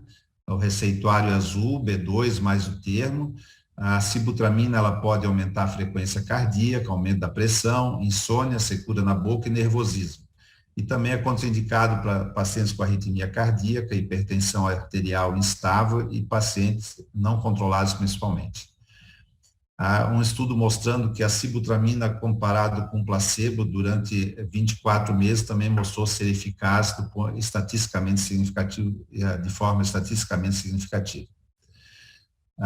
Mais recentemente, a grupo foi apresentado agora no Congresso Americano de Diabetes, o Congresso Americano de Obesidade, agora no mês de novembro, a semaglutida 2,5 miligramas. Aqui no Brasil nós temos a semaglutida de 1 miligrama. Essa semaglutida 2,5 miligramas, comparando com placebo, proporcionou uma redução de 15,3 quilos contra 2,3 quilos do placebo num período de 64 semanas. Uma droga extremamente promissora para a redução de peso e também com indicação para o tratamento de diabetes tipo 2. Outro aspecto importante, além de a gente usar antidiabéticos voltados com foco no emagrecimento e eventualmente usar medicamentos para auxiliar na redução de peso do nosso paciente diabético tipo 2, é evitar os medicamentos que acarretam o aumento de peso. Entre esses medicamentos, nós temos antidepressivos, como a mitriptilina, a paroxetina, o citalopram, o citalopram e o escitalopram também. Alguns antipsicóticos, como a olanzapina, risperidona e quetiapina. Nós temos a prednisona, o glicorticoide, alguns agentes hormonais, como a medroxiprogesterona, alguns anticonvulsivantes, alguns medicamentos neurológicos, como o lítio, carbamazepina e gabapentina, antihistamínicos, como a ciproheptadina, alfa-bloqueadores, como a terazonina, e beta-bloqueadores, como o propranolol. Então, são medicamentos que a gente procura evitar usar nos nossos pacientes. Bom, como conclusões, nós podemos considerar os antidiabéticos que promovem a redução de peso nos pacientes portadores de diabetes tipo 2, com sobrepeso e obesidade. Considerar medicamentos anti-obesidade em pacientes que não estão respondendo apenas às mudanças de estilo de vida, mas os antidiabéticos que promovem essa redução de peso. Considerar o risco cardiovascular, evitar então a dietilpropiona e a sibutramina. E começar medicamentos anti-obesidade com uma dose baixa, aumentar até o paciente atingir uma redução de 3,5% a 5% do peso em 3 a 4 meses, que são os pacientes respondedores. E ainda, finalmente, considerar combinações para aumentar a eficácia de reduzir a toxicidade. Queria pedir desculpas pelas dificuldades tecnológicas, é isso que a gente tinha que apresentar, então, muito obrigado. Obrigada, doutor Luiz, está ótimo. Eu vou passar então para o próximo colega, é o doutor Cassiano. Cassiano está por aí, preparou alguma coisa para apresentar? Doutor Cassiano é médico geriatra, eu vi que ele estava logado. Não sei se ele está programado para apresentar alguma coisa. Oi, Denise, está me escutando? Estou escutando. Tá, não está dando falar microfonia? Um pouquinho sobre o... Não, tudo certo. Não, Quer falar então. um pouquinho, uns 5, 10 minutinhos sobre o diabetes no idoso? O doutor Cassiano é médico geriatra, trabalha no serviço público, no hospital regional, faz plantão também, e além de médico, é diretor, né, diretor médico do Sindicato dos Médicos de Santa Catarina, regional de Joinville, e também é vereador de Joinville. Então, segue a palavra. Estamos nessa peleia. Na verdade, a ideia nossa, conversar um pouquinho hoje, era a respeito dos análogos de insulina em relação à parte do serviço público como um todo, né? De dispensação dessas medicações, certo? Não tinha abordado bem a parte do idoso, mas a gente pode abordar podemos falar também. Só para ótimo, segue com os análogos de insulina que está ótimo. Isso, a ideia era a gente abordar um pouquinho como funcionou essa parte de dispensação pelo SUS, né? Em que sentido?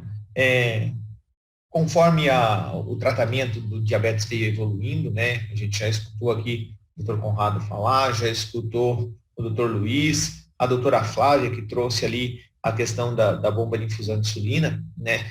Como ela mesmo citou, é uma tecnologia que ainda não é amplamente utilizada por nós médicos, eu mesmo nunca prescrevi essa tecnologia, mas o tratamento do diabetes, ele vem evoluindo gradualmente, né, e constantemente, porque é uma doença multissistêmica, como já foi falado, e que por isso precisa de toda uma atenção especial. Na questão dos análogos de insulina, então, não vamos chover no molhado, mas existe uma diferença entre as insulinas sintéticas e os análogos e as insulinas humanas. E a principal objetivo dessa medicação é você tentar diminuir o número de tomadas, ter uma menor variabilidade da glicemia e, principalmente, diminuir os episódios de hipoglicemia, né?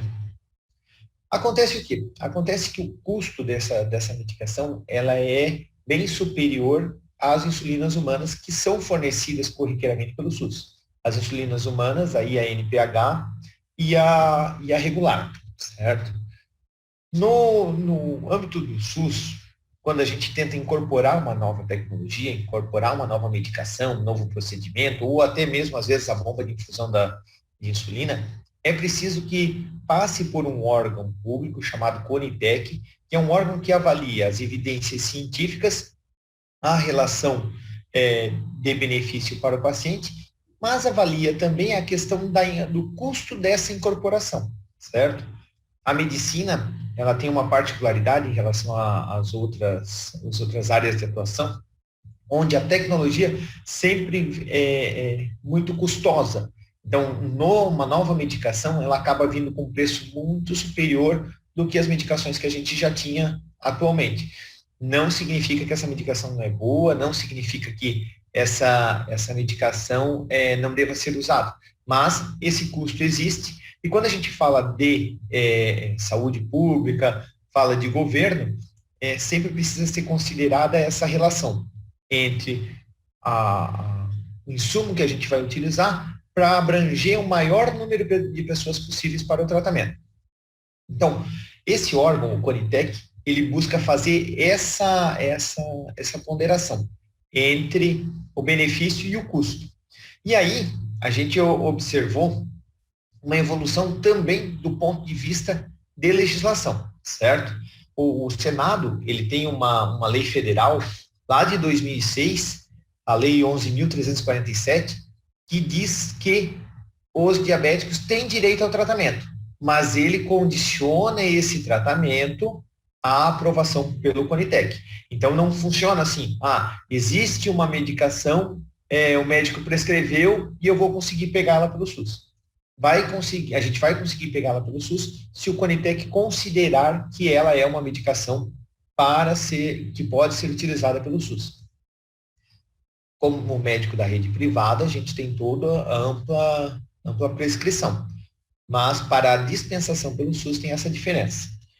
Os análogos de insulina, eles entraram então nessa avaliação, onde a própria Sociedade Brasileira de Diabetes, a Sociedade de Endocrinologia, por vezes solicitou a incorporação dos análogos de insulina ao elenco de medicações que são fornecidas pelo SUS. Numa primeira tentativa, os análogos foram negados. O CONITEC, numa primeira avaliação em 2014, disse que não era viável utilizar essa medicação no SUS e, portanto, foi negado. Com o passar dos anos, com o aprimoramento das pesquisas, foi feita uma nova consulta, uma nova solicitação de incorporação dos análogos no Sistema Único de Saúde.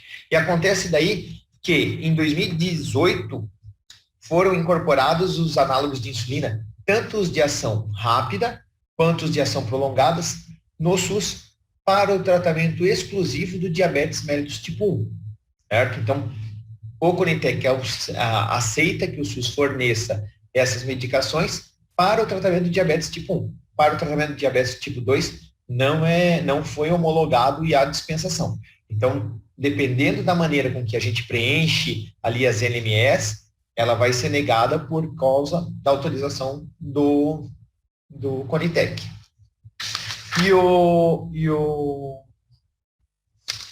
E ainda, o Conitec, ele botou uma ressalva nos análogos de insulina de ação prolongada. Qual é a ressalva?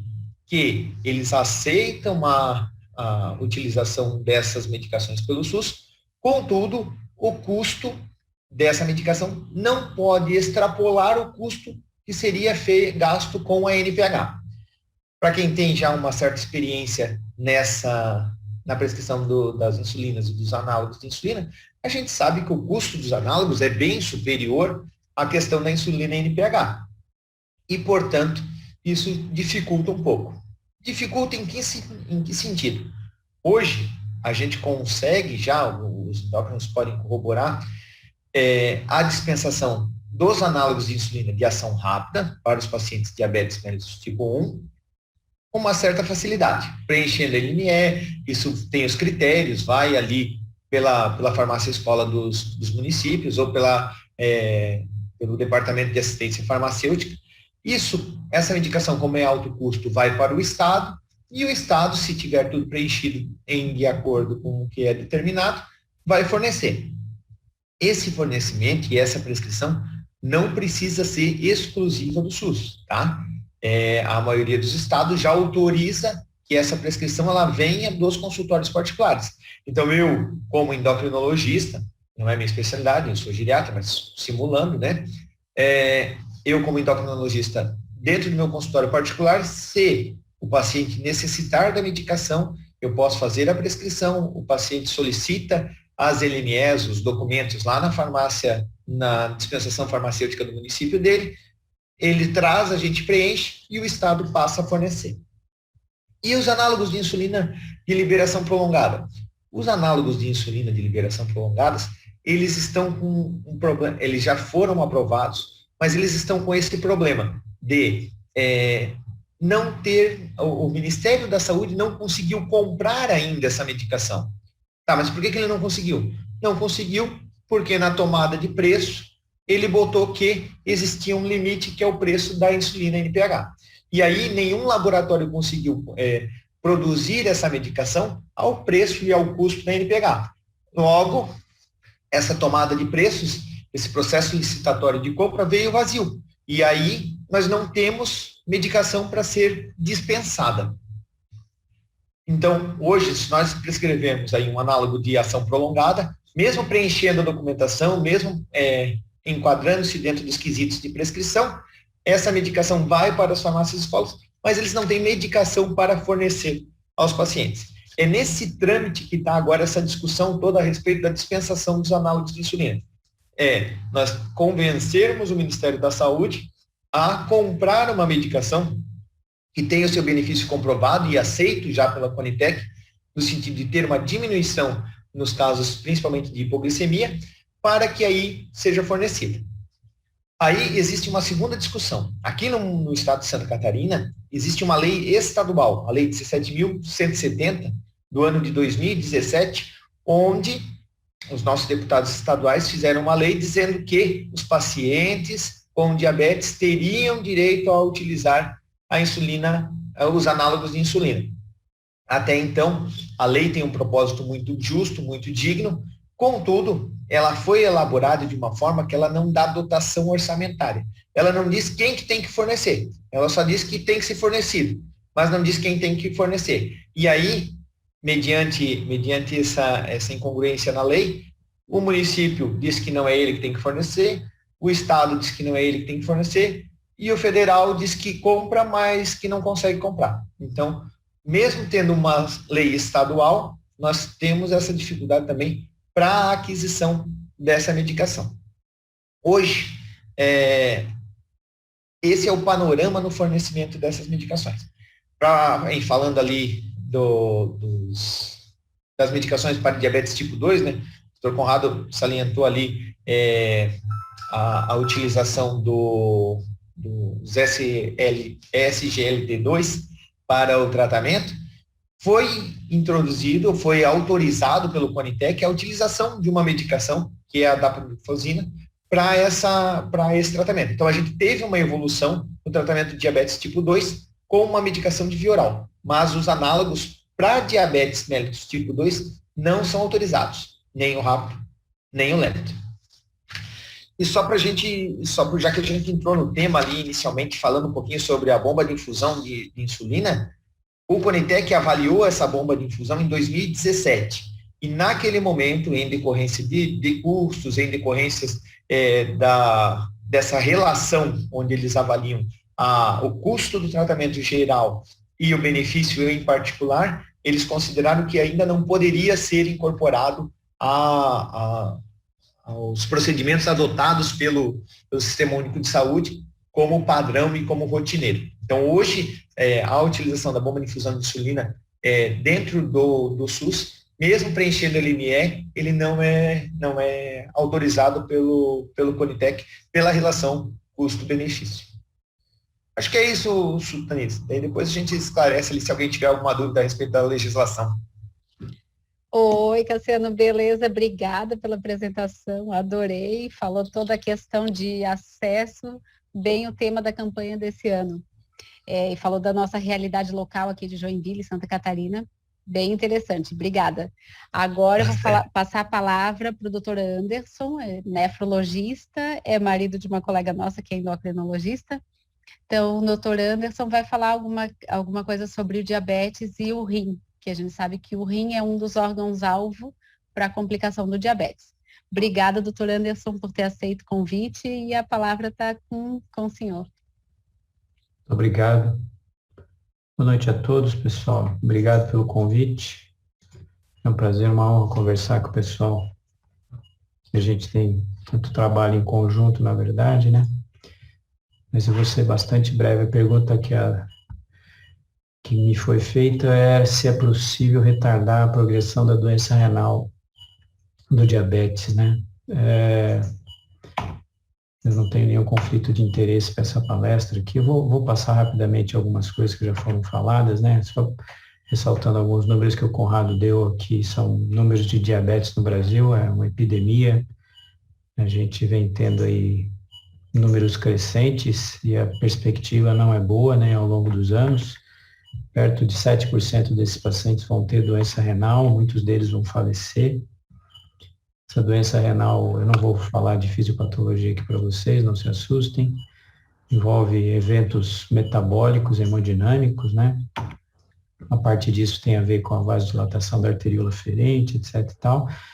E, basicamente, isso é para justificar que os tratamentos hoje estão relacionados com fatores hemodinâmicos e metabólicos, né? Eu vou passar isso aqui. O tratamento mais importante no diabetes é o tratamento das hiperglicemias. Isso ficou muito claro nesse estudo aqui, é um estudo seminal. O DCCT é um estudo que mostrou pela primeira vez que tratamento de insulina de forma mais intensa, ela é muito importante em evitar o aparecimento de complicações tanto micro quanto vasculares. Os dois slides aqui os dois gráficos são de doença renal preventiva e para quem já tinha, né? Isso só reforça o tópico os tópicos que foram apresentados aqui sobre análogos de insulina, sobre o uso da bomba de insulina, que é um sistema absolutamente revolucionário na prevenção das doenças. Quando nós aprendemos doença renal do diabetes nos anos 90, que é quando eu fui formado, se dizia que 50% dos pacientes diabéticos teriam doença renal. Isso são dados da Escandinávia, dados do Mogensen, que construiu toda a história natural da doença renal para nós. Hoje isso acontece como a gente mostrou ali, em torno de 7%, uma diminuição bastante importante e que muito se deve ao controle glicêmico. E esse estudo é o estudo mais importante que mostrou isso, né? Depois dele vem o KPDS mostrando uma coisa que já se sabia, mas com dados mais consistentes, que o controle pressórico é importante. Isso aqui é uma continuação do DCCT, o EDIC Study. Ele pegou aquele grupo de pacientes que estavam no estudo e ficou 2 anos e meio com o diabetes menos bem controlado que o outro grupo e juntou os dois para continuar bem controlado o controle do diabetes. Esse pessoal que ficou 2 anos e pouco mal controlado, carreou para o resto da sua vida uma consequência muito grande aqui, a incidência de doença renal, marcador albuminúria. Eles sofreram consequências deste período de diabetes mal controlado para o resto das suas vidas. Então, o controle do diabetes é a coisa mais importante que tem no tratamento e na prevenção da doença renal do diabetes. Alguns estudos mostraram que o tratamento concomitante de hipertensão, de colesterol com metas rigorosas tem um efeito fenomenal. Isso aqui é uma diminuição em comparação com o tratamento convencional, tanto para as complicações microvasculares que estão aqui colocadas, quanto nas macrovasculares também, né? O Conrado já falou, eu não vou falar, mas isso é a diretriz de 2021 da American Diabetes Association, mostrando que o tratamento de hipertensão no diabético é muito importante, é baseado em bloqueadores receptor de angiotensina 2 e inibidores de enzima de conversão, seja pacientes com albuminúria ou com doença arterial coronariana, né? Os dados mais recentes em diabetes tipo 2 já não são tão recentes, né? Já tem 20 anos aí, são os estudos com o irbesartan e o losartan, que mostraram uma redução relativa de eventos de 23%, 28%. Essa redução absoluta aqui é só dividir 1 por esse percentual que você vai saber o NNT, aqui é um pouco menos do que 20, aqui é um pouco mais do que 20 pacientes, algo em torno de 30 pacientes, para que você tenha benefício. Os 2 estudos pegaram pacientes já com doença renal bastante avançada, a gente hoje tenta tratar mais precocemente esses pacientes, né? Você tentou muita coisa aqui entre 2001 e 2016, vários estudos negativos. Emblemático aqui é o estudo da empagliflozina aqui, em 2016, que não foi um estudo feito especificamente para doença renal, mas tinha uns 40% com algum grau de albuminúria. Aquilo que o Conrado falou, né, as doenças cardiovasculares passaram a ser incluídas nos estudos, né? Então, são doentes obesos, a maioria já com acima de 60 anos de idade, com diabetes há mais de 10 anos de idade, né? E como os inibidores do sistema renina, angiotensina, aldosterona são eficazes, esses estudos acabam incluindo isso, né? E a empagliflozina aqui conseguiu demonstrar um efeito muito eficaz em retardar a progressão da doença renal, apesar que o efeito maior é no desenvolvimento de macroalbuminúria, não é em desfecho tão grande, né? Depois veio o semaglutida, que o Luiz Antônio já falou, é um análogo do glucagon aqui. Novos estudos de inibidores de SGLT2, novos estudos com a liraglutida, que o Luiz também citou, mostrando dados eficazes em retardar a progressão da nefropatia, mas o ideal seria 100% aqui, tá, gente? Redução de risco absoluto seria de 100%, tá? Você vê que sobra uma rebarba bem grande, né, de eventos pela frente, né? Mais recente, uma outra medicação, que o atrasentan, que é um antagonista da endotelina A, em 2019, mostrou uma redução de 35%. Aqui são pacientes com doença renal bem avançada, com albuminúria severa, mas o NT aqui que é mais de 100, né? Mais desfechos duros. É uma dos arsenais terapêuticos que a gente pode ter no futuro, provavelmente com algumas limitações, né? Tem alguns efeitos adversos dessa medicação. Esse estudo aqui, que é o da canagliflozina, que é o Credence, ele foi feito especificamente para doença renal, então são pacientes com albuminúria severa, tá? Esse é o estudo focado para doença renal e mostra uma redução de 28% relativa. A gente não tem em percentual, eles dão um evento por 1.000 pacientes anos, isso não é fácil de calcular percentual, a tradução para a clínica não é tão boa, mas mostra uma melhora de desfecho. Isso faz com que essas medicações passem a ser incluídas na prescrição, mas como o Luiz colocou, elas nunca são primeira escolha no tratamento de diabetes, né? Elas são sempre a segunda ou terceira droga, porque todos esses estudos incluíam, não está escrito aqui, ele não tem o percentual descrito, mas são pacientes que já estão com outro tratamento de diabetes e você inclui A gente tem que procurar traduzir os estudos clínicos para a prática clínica. E não pode colocar essa medicação para uma população que não foi estudada porque há um potencial lesivo, né? Mais recente, o DAPA-CKD, que é um estudo bem importante para a nefrologia, porque envolve não só diabéticos, aqui 2/3 são diabéticos, mas tem não diabéticos também, mostrando uma redução bem importante, aqui o NDT é menor do que 20, de desfechos que a gente considera desfechos duros, né, morte, perda definitiva de função, queda importante da filtração glomerular. Esse é um estudo bastante consistente. Mais recente tem o finerenone, que é um antagonista da aldosterona, que tem teoricamente menos hipercalemia, tem interesse também na cardiologia. Os dois estudos, o FIDEL e o FIGARO, não são muito consistentes, aí eles juntaram os dois e fizeram uma meta-análise que é o Fidelity, que foi publicado no ano passado. Esse ano no Congresso de Nefro eles estavam divulgando o estudo, né? A maioria dos pacientes com doença renal com uma redução razoável, não muito brilhante aqui de eventos, mas é um arsenal terapêutico. Esse último aqui, que repete aqui os análogos do GLP-1, é que eles começam a incluir no estudo. Vejam que todos esses estudos aqui têm pacientes usando antagonistas do sistema renina-angiotensina-aldosterona, porque já é considerado nível A de evidência de uso. Então, agora já começa a se incluir nesses novos estudos estas novas medicações, e é isso que a gente precisa ver, porque como traduzir, por exemplo, associar um análogo de GLP-1 com inibidor de SGLT2 no mesmo paciente? Não tem informação sobre isso. Os trials não estudaram isso. É seguro, não é seguro? Então, os trials começam a aparecer, esse 2021 começa a mostrar isso, e as subanálises vão nos permitir usar isso com mais segurança.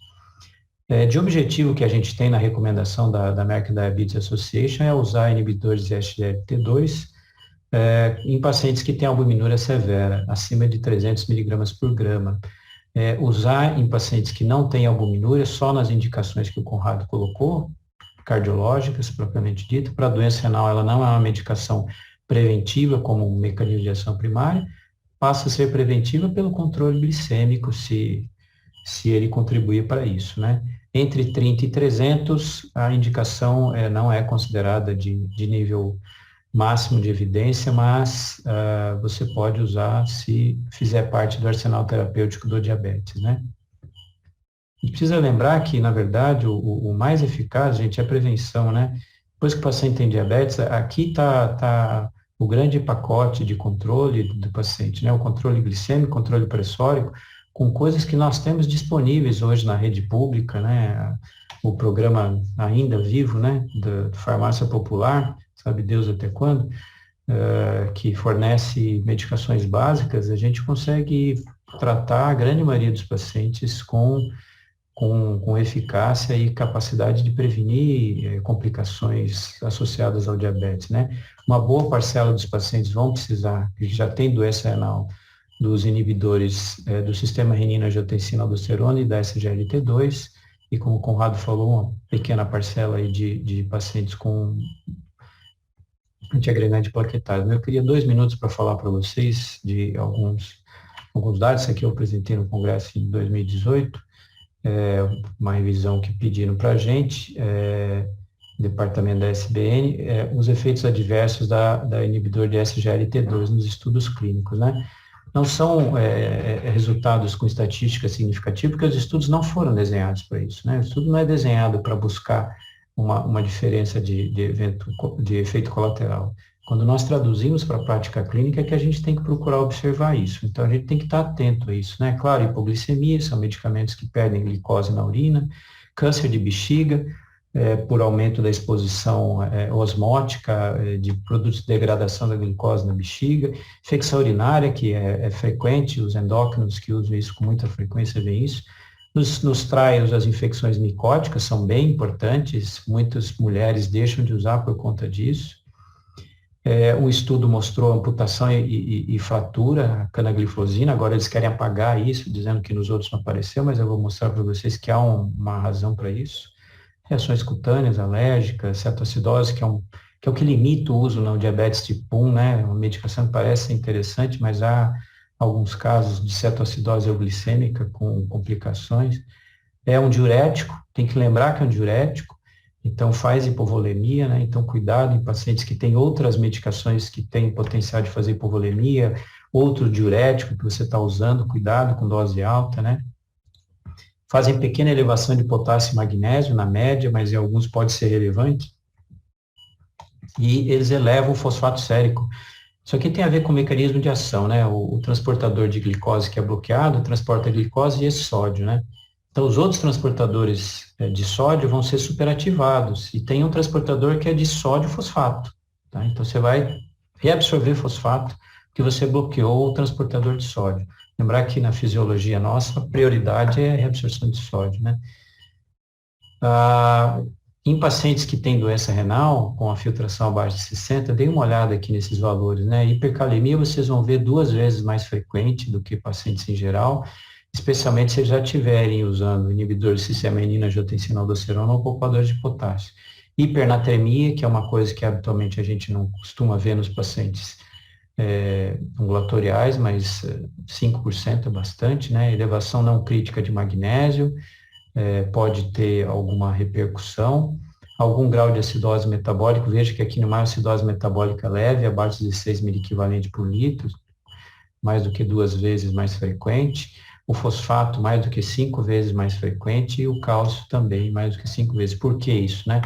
Isso aqui é um estudo em indivíduos saudáveis por 5 dias só, mas é para ver o mecanismo, que tomaram a canagliflozina, 16% de aumento da fosfatemia, 20% da fosfatonina aqui, da FGF23, PTH aumenta em 25%, dei uma olhada aqui no paratormônio, que iria continuar subindo, e a vitamina D, a forma ativa, 1,25, cai, talvez por algum efeito inibitório das células do interstício renal ali, né? Qual é a consequência de inibir a absorção de glicose no tubo proximal? A gente ainda conhece pouco do mecanismo dessas drogas, há bastante especulação, há muito estudo honesto e bem feito, estudando o mecanismo de ação, há uns mecanismos muito interessantes, acho que é uma medicação extremamente importante, como os IECA, os bloqueadores de receptor de angiotensina 2, mas a gente precisa usar com cuidado e ter respeito pelos efeitos que podem vir para que a gente não seja surpreendido, né? Então, resumidamente, a nossa ideia é que o diabetes vá decrescendo aqui para que a gente consiga aí sim tratar a doença renal de uma forma adequada. Pessoal, obrigado. Estou aberto a perguntas de vocês.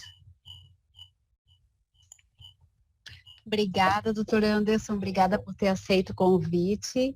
Eu vou passar agora para o doutor Evandro para falar para a gente um pouco sobre as ações do Mutirão de Diabetes. O doutor Evandro é oftalmologista e ele é coordenador do Mutirão de Diabetes de Joinville, que atualmente a gente está chamando de Ação em Diabetes, Ação pelo Diabetes. Há 5 anos ele coordena essas atividades. Então, eu vou deixar a palavra com o doutor Evandro para contar um pouquinho sobre o Mutirão. Obrigada. Boa noite a todos, uma honra estar aqui, depois de tanto experts falando, né? Tanise, você está conseguindo ver minha telinha aqui? Estou vendo, tudo certo. Joia. Deixa eu voltar para cá, então. Deixa eu ver. Isso. Então, dizer que é uma honra estar aqui, né, conversando com vocês, né? Então, passar esses feras aí falando de diabetes. E a mensagem que fica, né, para os não médicos e os diabéticos é a prevenção. Mas por que o oftalmologista caiu aqui no meio da rede aqui, né? Quem já me conhece já sabe o motivo, né? Eu sou do Hospital de Ori Sandara Mingane, né? Desde 1998 eu trato retinopatia diabética. E o que nós estamos observando? Que graças às novas drogas, o diabético está vivendo mais. Só que estão ficando mais tempo para ficarem cegos. Então, o que acontecia antes? Com as drogas eram de menor qualidade, os pacientes com retinopatia diabética grave acabavam falecendo até mais rapidamente. E graças à medicação atual, conseguimos estender a vida do diabético, mas também as complicações estão um pouco mais frequentes também, né? Então, nós sabemos que 1/3 dos diabéticos tem retinopatia diabética e metade de todos os diabéticos vão ter retinopatia diabética durante a vida. É a complicação mais frequente do diabetes. O diabético tem 30 vezes mais chance de ficar cego do que a população normal e a maior causa de cegueira é em pessoas em idade produtiva, abaixo de 60 anos. Então, por que eu me envolvi com o mutirão, com a ação contra o diabetes? Porque, para mim, como oftalmologista, é muito mais fácil cuidar de um diabético que chega com uma retinopatia diabética de um quadro desse, que é uma foto de fundo de olho, do que aquele que está chegando para nós desse jeito. E por que ele chega para mim desse jeito? Porque ninguém falou para ele que ele tinha que fazer laser, ou que pelo menos tinha que fazer o fundo de olho anual. Não é raro, gente, eu chegar no meu consultório e observar pessoas que, não, meu médico nunca falou que precisava fazer fundo de olho. Sim, mas ninguém falou que isso podia ficar cego para o diabetes? Doutor, não me avisaram. Isso é impressionante. É claro que nunca passou por um endocrinologista, senão eu teria sido avisado. Com essa dor, então, eu, com o doutor Mário Nóbrega, fomos para conhecer o mutirão que é feito ainda em Itabuna, uma cidade interior da Bahia, onde é feito um dos maiores mutirões do mundo. Eles conseguem atender numa manhã, num dia, 1.000 pessoas diabéticas, num esquema de triagem acelerada e esquema de produção industrial, onde tem fileiras de voluntários, mais ou menos 1.000 voluntários ajudam o mutirão, e nós fomos lá pegar a estratégia. E com essa ideia, nós observamos o quê?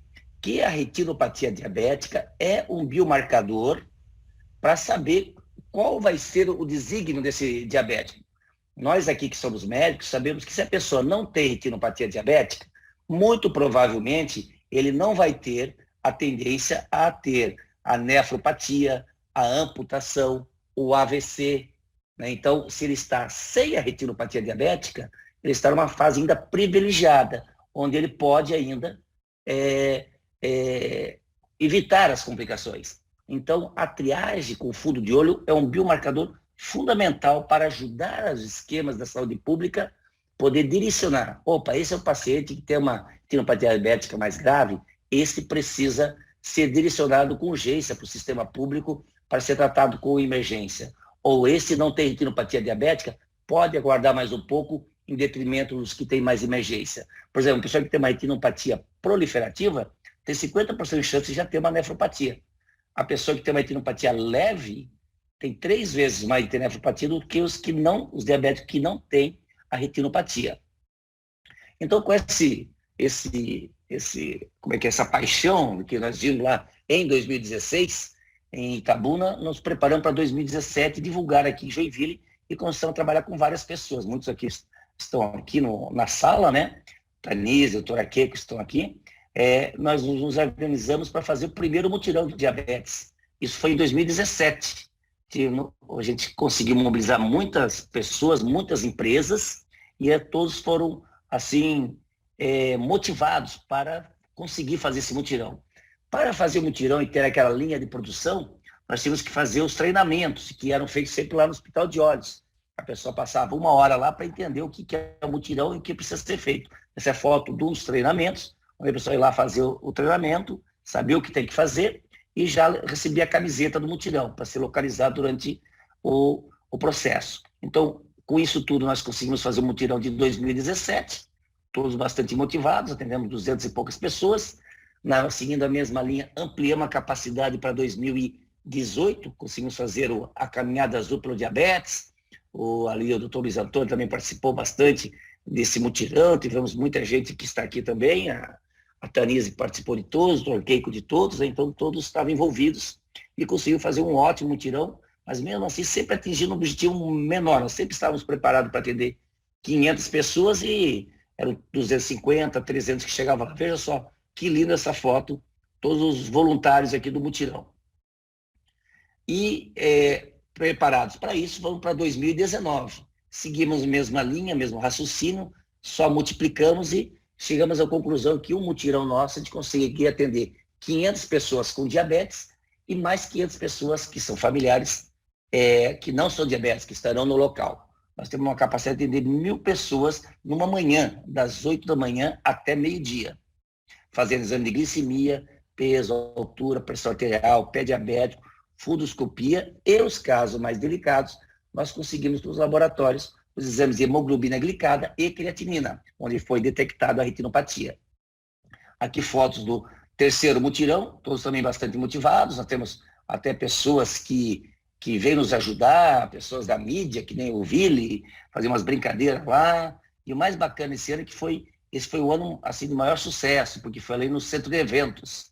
E conseguimos atrair para nós a Secretaria de Saúde, aqui com a presença do vice-prefeito e do secretário de Saúde, o Jean. E daí nós pensamos, beleza, essas aqui são as pessoas que apoiaram. Outra coisa importante que é desse mutirão, todos saem com uma carteirinha, tem pacientes, que o doutor Tanis já comentou, que às vezes ele coleciona essas carteirinhas, né? Ele mostra para a gente essas carteirinhas, porque cada vez ele sai com essa carteirinha mostrando lá dentro o que ele tem de glicemia, como é que ele estava naquele dia e o fundo de olho. Então, dessa forma, os pacientes começaram a ter acesso ao fundo de olho, anual, né? E daí nós, pronto, resolvemos o problema. 2019, tudo certo, vamos fazer isso em 2020. Em 2020, veio a pandemia. E a gente quase pensou em fazer nada, né? Mas a gente acabou conversando entre as pessoas e descobrimos, né, e sabíamos que podíamos usar mão da telemedicina. Como é que foi feito isso? Nós fizemos uma parceria com a Secretaria de Saúde. Na Secretaria de Saúde foram treinados os técnicos que batiam as fotos do fundo de olho para mandar para um site, onde de lá nós faríamos a avaliação do fundo de olho de todos os pacientes examinados lá. Olha só que bacana, o pessoal da Secretaria de Saúde, o técnico sabia fazer o fundo de olho, fazia lá a glicemia, fazia medida da pressão arterial, o pé diabético e mandava a informação do fundo de olho e nós triávamos. Essas pessoas triadas foram para o hospital de olhos, num dia específico para isso, e foi lá feita uma rechecagem, né, uma nova reavaliação do fundo de olho dessas pessoas, tanto daqueles que nós observamos uma alteração do fundo de olho, mas também daqueles que não tínhamos como saber essa informação. E daí realizamos exames lá no Hospital de Olhos, num dia determinado só para essas pessoas direcionadas à Unidade Básica de Saúde. Aqui as equipes todas trabalhando, foi em novembro do ano passado, né? Nós estávamos preocupados que não sabíamos, mas já estava vindo a segunda onda com muita força, né? Então, alguns diabéticos não foram por causa disso. E aqui alguns números. Nós atendemos, então, primeiro ano, 2017, 221 pessoas, 2018, 230, 2019, 320, e 2020, com pandemia e tudo, nós conseguimos aumentar o número para 388 pessoas. E daí a gente começa a tirar algumas informações, né? Por exemplo, em 2020, 43% das pessoas nunca tinham feito o fundo de olho. Em 2017, esse número era 54%. Vamos ver se esse número a gente consegue diminuir. O número do pé diabético ainda continua alto. Isso é um trabalho árduo, representado por nossa enfermeira Rosângela, que ajuda a coordenar, e o doutor André Demore, da IOT, que ajuda a controlar o exame do pé diabético, nos ajuda nesses exames. E alguns outros dados que podem ser analisados com mais calma. O que a gente observa? Que em 2017, 77% das pessoas não tinham retinopatia diabética. Em 2020, coincidiu com novamente 77%.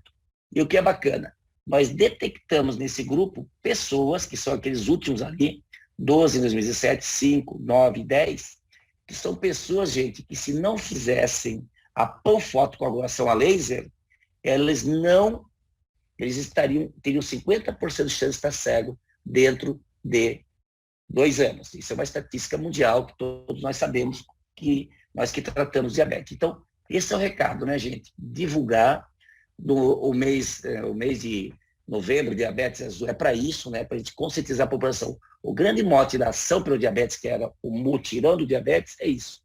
Conscientizar a população que as complicações do diabetes existem e eles têm que saber que tem que procurar os seus médicos para poder chegar a tempo de evitar maiores complicações. Meus pacientes dizem isso, doutor Evandro, eu quero que tenha minhas 2 pernas amputadas, mas eu não quero perder a visão. Só para vocês terem uma ideia, a pressão, né? Mas a pessoa acha que o oftalmologista, a participação é menor, vocês não têm ideia do quanto é essa parte afetiva da pessoa, o medo de perder a visão. E claro, e aqui, agradecendo a equipe do Hospital de Olhos, eu sou apenas um dos participantes, né? Aí toda a equipe que sempre me ajuda para fazer o mutirão e também todas as pessoas da coordenação do mutirão do diabetes, que a gente já conhece de quem está no grupo também, tá, gente? Esse é o meu recado. Obrigado.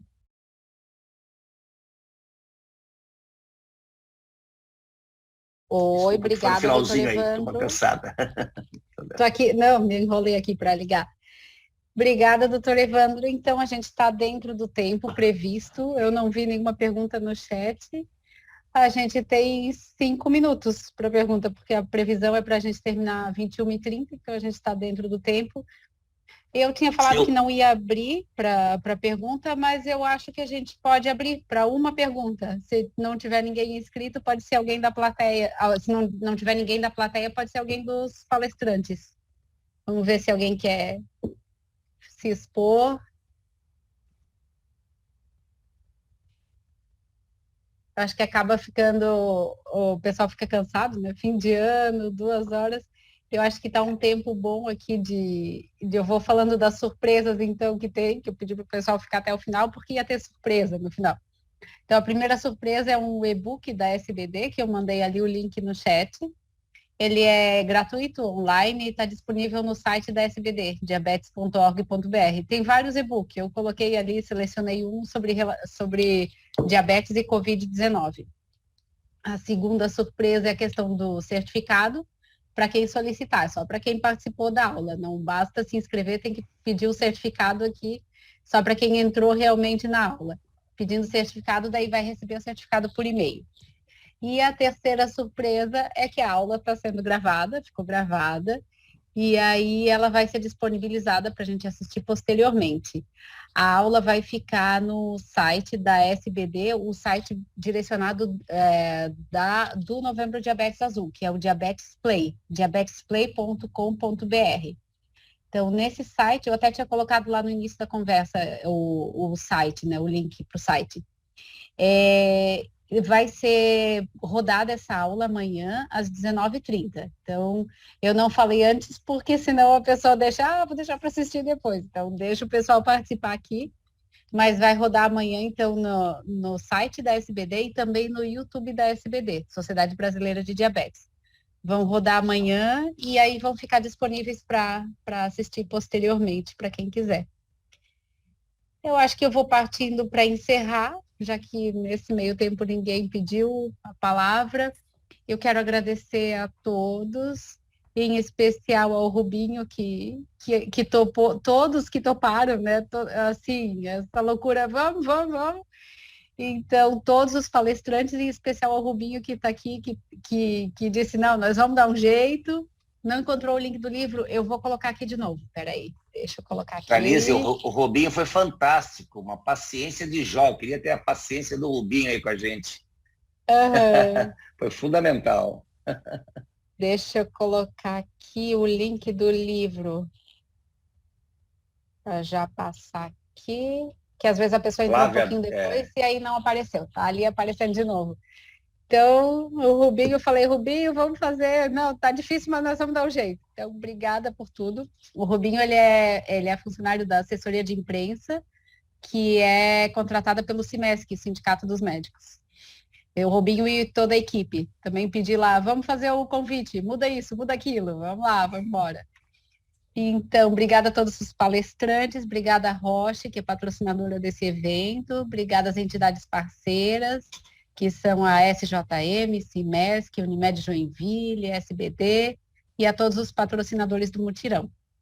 Então, vou declarar encerrada essa sessão. Quer deixar só um recado final, doutor Evandro, sobre as atividades dessa semana, de amanhã e depois de amanhã?